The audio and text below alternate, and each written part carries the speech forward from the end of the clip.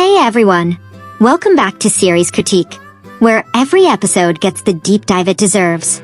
Outlander's final season has been building towards something massive, and Episode 5, Sin for the Devil, absolutely delivers. This is the kind of episode that reminds you why the show has lasted so long. High stakes, emotional payoffs, and moments that completely shift the story moving forward. So if you haven't watched yet, this is your warning. Spoilers ahead. Let's get into it. We open at Fraser's Ridge, with one of the most quietly chaotic conversations this show has ever given us. Jamie Fraser and Claire Fraser are casually watching Buck Mackenzie play with the children, and Claire just drops the question, "Have you told him that we were responsible for both of his parents' deaths?" Jamie says no. Claire says good. And just like that, they move on. Only Outlander could make something that intense feel so normal. But things escalate quickly. Buck proves his worth almost immediately when a neighbor arrives with urgent news. Captain Cunningham is forming a loyalist militia, and his goal is simple: capture Jamie and have him publicly hanged for treason. That's when everything shifts. Jamie doesn't panic. He plans. Now here's where the strategy kicks in. Jamie predicts that Cunningham will strike during the Masonic Lodge meeting, a place where no weapons are allowed. So what does he do? He prepares. He and his loyal Ardsmere men secretly hide weapons in the woods surrounding the lodge ahead of time. It's smart, calculated, and honestly classic Jamie. But that's only half the plan.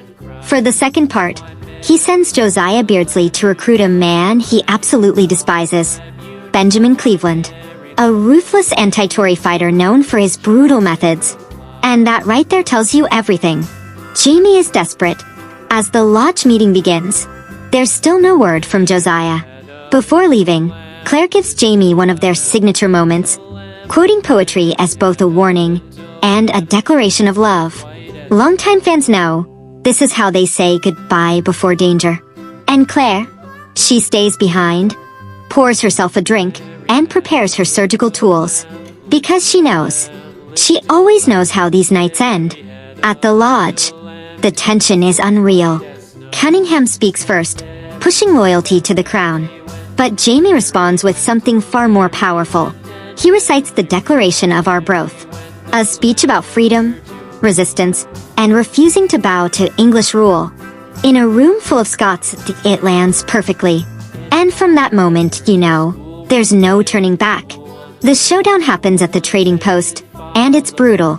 Cunningham fights like a man who believes he cannot die. And in his mind, he has proof. He claims his dead son told him he has years left to live. That belief makes him fearless and dangerous. He wounds Jamie. He corners him, gun raised. And for a second, it feels like this is it.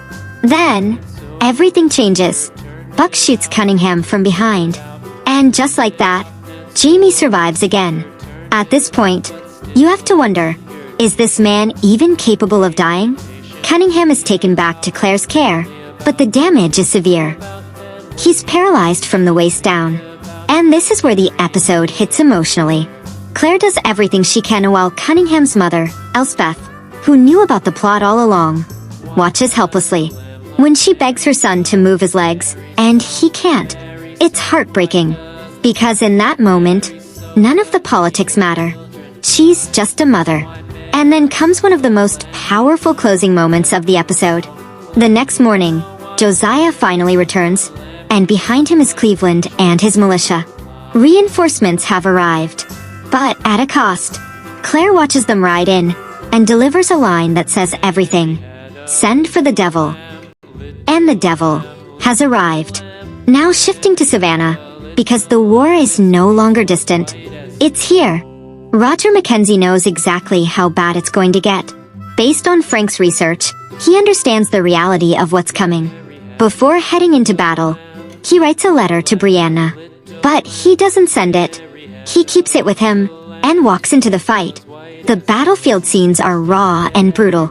Roger stays with a dying soldier, offering him comfort in his final moments. It's one of those quiet scenes that reminds you who Roger really is. Then he finds a young drummer boy, barely a child, injured and alone. He carries him to safety, and there, we meet a familiar face, Denzel Hunter, a doctor trained by Claire. The connection is there, but they don't even realize it yet. Denzel saves the boy. Roger goes back into the fight. And then, an explosion. He's knocked unconscious. And as he falls, we get a flash. A memory from his childhood. A moment during what looks like the Blitz. For book readers, this moment is huge. For everyone else, just remember it. It matters. Back in Savannah, Brianna Fraser is waiting, worried, anxious, and holding on to hope. She opens up to William Ransom about discovering Jamie was her real father. The betrayal, the confusion, the pain. And William asks the question that's been weighing on him. How did she get through it? Her answer? She got to know him. And that changed everything. It's a beautiful moment. Two of Jamie's children, bonding over the same truth. But things don't stay calm for long. After the battle, Brianna refuses to wait any longer and heads to the camp. William by her side. They find Roger alive. She hugs him, and then immediately hits him for scaring her. And, honestly, completely fair. But the biggest twist comes right after. Roger introduces Denzel, and William reconnects with him. Then William sees someone else. A general stepping out of a tent. It's Ben, his cousin. The one everyone believed was dead. Alive, and now fighting for the opposing side. And William's reaction? Shock. Relief. Rage. All at once. He walks up and punches him straight in the face. Yeah, Ben has a lot to explain. So yeah, episode 5 didn't just deliver. It changed everything. Jamie survives again. Roger finds his purpose. And William's world? Completely turned upside down.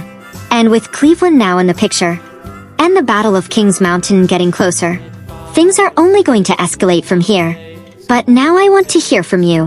What was your favorite moment from this episode? Did Buck steal the show? And what do you think happens next with William and Ben? Drop your thoughts in the comments. I read every single one. And if you enjoyed this breakdown, make sure to like and subscribe to Series Critique. Because episode 6, it might be even bigger. I'll see you in the next one.